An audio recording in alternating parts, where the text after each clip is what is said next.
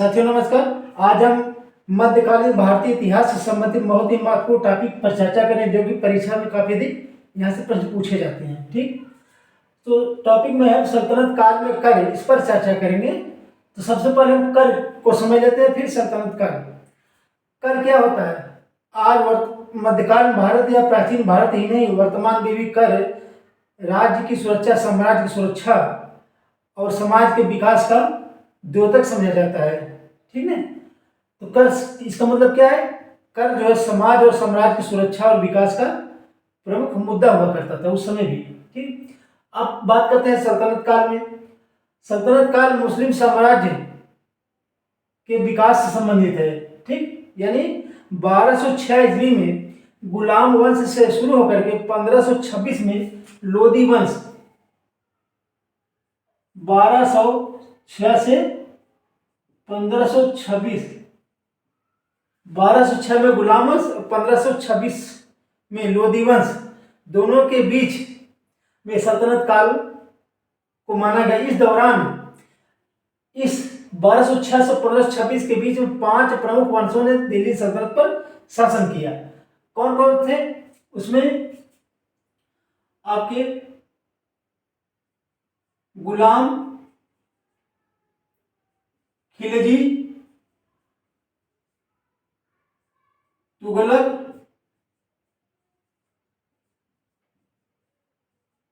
सैयद और लोदी। 1206 से 1526 के बीच में इन 5 प्रमुख वंशों ने दिल्ली सल्तनत पर शासन किया। अब हम सल्तनत की बात कर रहे हैं, तो सल्तनत काल में कर क्या था? किस प्रकार से सल्तनत काल में कर समाज और साम्राज्य की सुरक्षा की गारंटी होता था? आइए समझ लेते हैं कर व्यवस्था को। तो सल्तनत काल में कर 2 प्रकार के होते थे।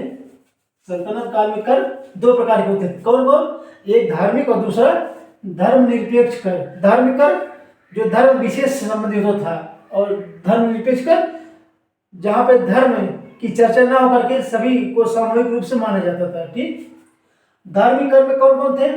जकात, उस्र और सदका। 3 प्रकार के कर जो है धार्मिक थे। जकात, उस्र और सदका। जकात क्या था? ये जो है धार्मिक कर था। इसका मतलब क्या है? मुस्लिम साम्राज्य से संबंधित था, इसलिए जो है धार्मिक कर में ये धार्मिक कर जो है मुस्लिमों से संबंधित है। क्या था?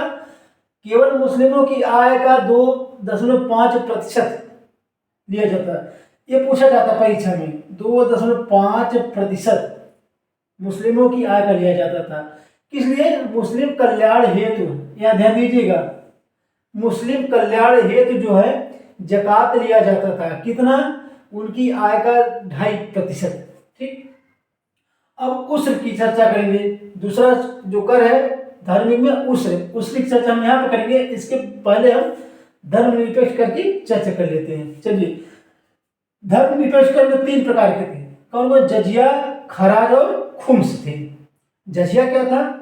गैर मुसलमानों से सुरक्षा लिया जाता था। किससे? गैर मुसलमानों से। अब आप सोचेंगे एक हिंदू धर्म, एक मुस्लिम धर्म, तो मुस्लिम धर्म से संबंधित जकात है तो इसको जो है धार्मिक कर कहा गया। ये गैर मुसलमानों से संबंधित है तो ये भी धार्मिक होना चाहिए आप कहने के हिसाब से।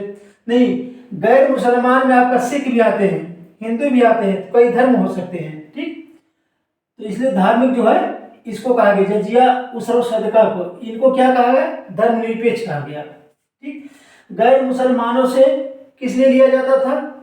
सुरक्षा, सैनिक सेवा से मुक्ति हेतु। यानी जो लोग सुरक्षा और सैनिक सेवा में नहीं लगे थे, जिनको नहीं लगना था उस समय, उनसे मुक्ति हेतु क्या लिया जाता था?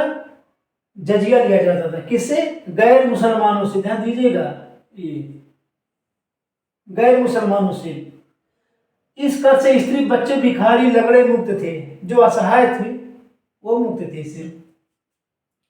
आगे देखिए, खराज, गैर मुसलमानों से भूमि कर। ये भी जो है धर्मनिरपेक्ष गैर मुसलमानी का है। भूमि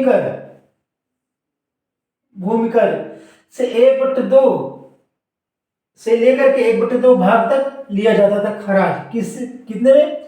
सल्तनत में 1/3, ज्यादातर 1/3 लिया जाता था, जबकि अलाउद्दीन खिलजी जो है 1/2 यानी आधा वसूल लेता था। अगर आपके पास 10 कुंतल अनाज होता था तो 5 कुंतल ले लेता था। ठीक, ये खराज हो गया, ये भूमि कर था। खुम्स क्या था? ये लूट का धन था। ठीक, जैसे जमीन में गड़ा हुआ जो है आपका जो जवाहरात गड़े हुए थे या कहीं चोरी के माल थे या लूट के माल जो थे, वो जो है 1/5 राजकोष में जमा हो जाते थे। ठीक, 4/5 भाग सैनिकों के लिए जाता था। ठीक, 1/5 भाग मतलब क्या है? अगर 5 रुपया वो लूट में आता था तो 1 रुपया जो कहाँ जाता था? राजकोष में, और 4 रुपया जाता था सैनिकों के लिए। जबकि अलाउद्दीन खिलजी और मोहम्मद तुगलक क्या करते थे? इसका उल्टा वसूलते थे, यानी राजकोष में 4 रुपये यानी 4/5 भाग जमा करते थे, और ये जो है सैनिकों के लिए 1 रुपया यानी 1/5 भाग। ठीक है, अब आइए धर्मनिरपेक्ष कर हो गया आपका। अब धार्मिक कर में जो उसर बचा हुआ था उसको देखते हैं। उसर ये धार्मिक कर था, केवल मुसलमानों से तो लिया जाता था। ठीक है, भूमि की उपज पर मुसलमानों से लिया जाता था। इस कर से वक्फ है जो धर्म संबंधी लोग थे, विद्वान थे, नाबालिग, दास भी मुक्त नहीं थे, यानी इन लोगों से भी लिया जाता था। ठीक, प्राकृतिक साधनों से सिंचित भूमि पर उपज का 1/10 भाग, यहाँ ध्यान दीजिएगा, ये पूछा जाता है। उसर में 1/10 भाग किससे? सिंचित भूमि पर। और कृत्रिम साधन जैसे ट्यूबवेल या राट से जो भी सिंचाई करते थे उनसे के लिए कितना लिया जाता था? 1/5 भाग। ठीक, ये जो है धार्मिक कर था। अब व्यापारिक कर में क्या था? मुस्लिमों से 2.5%, मुस्लिमों से कितना लिया जाता था? 2.5%, गैर मुस्लिमों से 5%। अलाउद्दीन खिलजी ने मकान चारागाह पर भी कर लगाए थे। ठीक, जबकि फिरोज शाह ने सिंचाई साधनों पर पैदावार का 10% लगाया था, यानी 1 कुंतल होता था 10 किलो जो है उसका हो जाता था। ठीक, तो सल्तनत काल संबंधी प्रमुख कर थे